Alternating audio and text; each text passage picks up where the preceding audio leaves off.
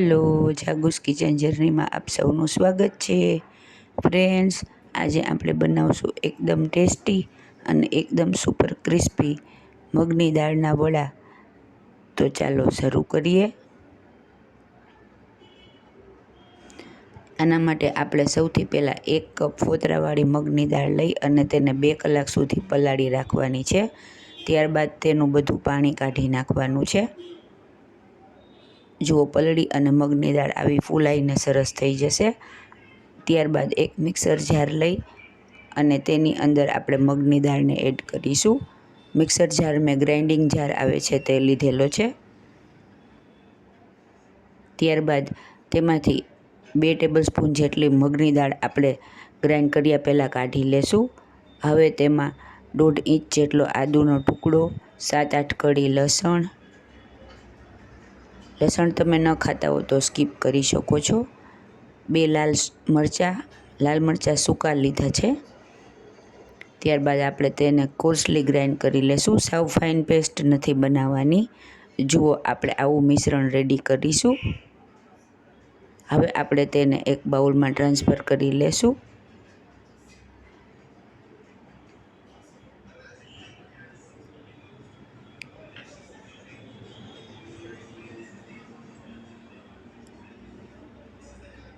Friends, આ વડા એટલા સુપર ટેસ્ટી અને સુપર ક્રિસ્પી લાગે છે ને કે હું તમને શું કહું. તમે એકવાર ચોક્કસથી ટ્રાય કરજો. હવે આપણે જુદી રાખેલી મગની દાળ એડ કરીશું. ત્યારબાદ તેમાં એક મીડિયમ સાઇઝની ડુંગળી ઝીણી સમારેલી, 1 ચમચો જેટલી કોથમીર, અડધી ચમચી વરિયાળી અને અડધી ચમચી આખું જીરું એડ કરીશું. ત્યારબાદ અડધી ચમચી લાલ મરચું પાવડર, અડધી ચમચી ધાણા જીરું પાવડર, પિંચ જેટલી હળદર, 5 ચમચી જેટલી હિંગ અને અડધી ચમચી ગરમ મસાલો એડ કરીશું. ગરમ મસાલો મેં સાદો દાળ શાકનો આવે તે લીધેલો છે. ફ્રેન્ડ્સ, તમે ડુંગળી ન ખાતા હો તો તે પણ સ્કીપ કરી શકો છો. લસણ ડુંગળી વગર પણ આ વડા ખૂબ જ સરસ લાગે છે. ત્યારબાદ આપણે તેમાં સ્વાદ મુજબ મીઠું એડ કરીશું અને 2 ચમચા જેટલો ચોખાનો લોટ એડ કરીશું. ફ્રેન્ડ્સ, તમારી પાસે ચોખાનો લોટ ન હોય તો તેની જગ્યાએ તમે રવો એડ કરી શકો છો. હવે આપણે બરાબર મિક્સ કરી લેશું. ફ્રેન્ડ્સ, આ સ્ટેજે તમને જરૂર લાગે તો થોડો વધુ ચોખાનો લોટ એડ કરવો. પાણી એકદમ નિતારી અને દાળને ક્રશ કરવી, જેથી આપણે ચોખાનો લોટ વધુ ન ઉમેરવો પડે. હવે આપણું મિશ્રણ રેડી થઈ ગયું છે. જો આવું મિશ્રણ આપણને જોશે.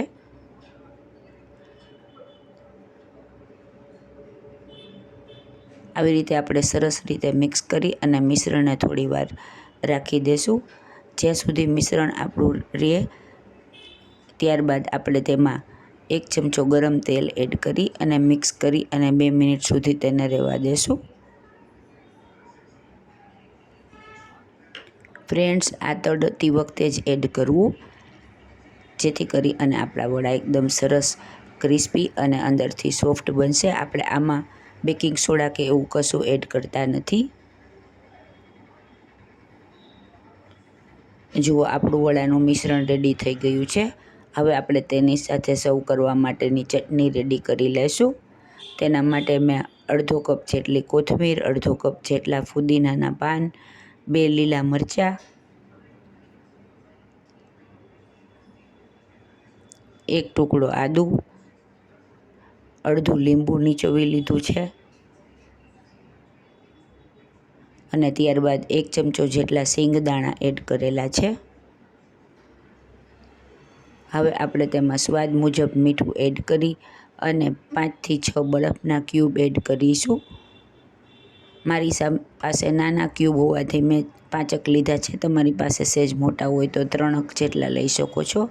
હવે આપણે તેની ફાઇન પેસ્ટ બનાવી લેશું. જુઓ, આપણા વડાનું મિશ્રણ રેડી છે.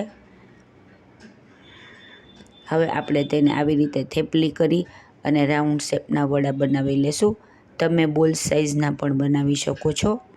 હવે તેલ મેં પહેલાં જ ગરમ કરવા મૂકેલું છે. તેમાં આપણે આવી રીતે કેરફુલી બધા વડાને એડ કરી લેશું.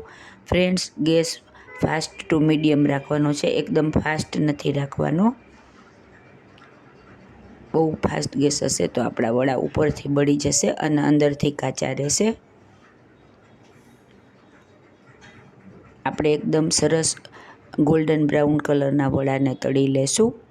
ફ્રેન્ડ્સ, જો તમે મારી ચેનલ પર નવા હો તો મારી ચેનલને સબસ્ક્રાઈબ જરૂરથી કરજો અને બાજુમાં રહેલ ઘંટડીને દબાવી દેજો, જેથી મારી નવી રેસીપીનું નોટિફિકેશન સૌથી પહેલાં તમને મળે. આવી રીતે આપણે બધા વડાને રેડી કરી લેશું. ફ્રેન્ડ્સ, ગ્રીન ચટણી સાથે આ વડા ખૂબ જ સરસ લાગે છે. એકવાર તમે બનાવી અને ટ્રાય કરજો.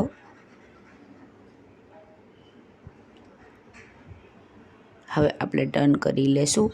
આવી રીતે ટર્ન કરતા જશું અને આપણે એકદમ સરસ ગોલ્ડન વડાને તળી લેશું. જો આપણા વડા ગોલ્ડન સરસ તળાઈને રેડી થઈ ગયા છે. બહારથી એકદમ ક્રિસ્પી અને અંદરથી એકદમ સોફ્ટ એવા આપણા મગની દાળના વડા રેડી છે. ફ્રેન્ડ્સ, તમે આ ફોતરા વગરની દાળના પણ કરી શકો છો અને ચણાની દાળના પણ કરી શકો છો. હવે આપણે તેને લઈ લેશું. પણ મગની દાળના ફોતરાવાળી દાળના વડા એકદમ સરસ લાગે છે, એકદમ ફરસા અને એકદમ તેમાં ફાઈબર ફૂલ પ્રમાણમાં હોય છે, જેથી એકદમ ટેસ્ટી અને એકદમ હેલ્ધી પણ છે. તમે આને અપમની રીતે પણ બનાવી શકો છો. આ જ પ્રોસેસથી પણ અપમ મોલ્ડમાં તમે કરી શકો છો. હવે આપણે વડાને ડીશમાં લઈ લેશું. જુઓ, એકદમ અવાજ આવે એવા ક્રિસ્પી આપણા વડા રેડી થઈ ગયા છે.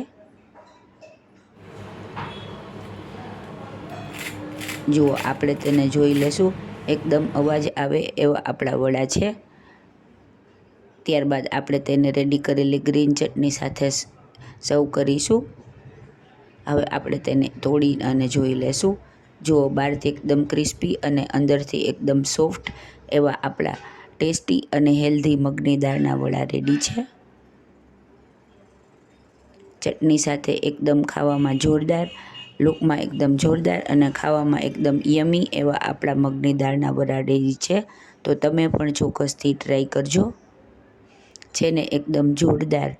સાંજે શું બનાવવું એ પ્રશ્ન હોય તો આ એકદમ મસ્ત વાનગી છે. ફ્રેન્ડ્સ, જો તમને મારી રેસીપી પસંદ આવી હોય તો મારી ચેનલને લાઇક, શેર, સબસ્ક્રાઈબ જરૂરથી કરજો. ધન્યવાદ.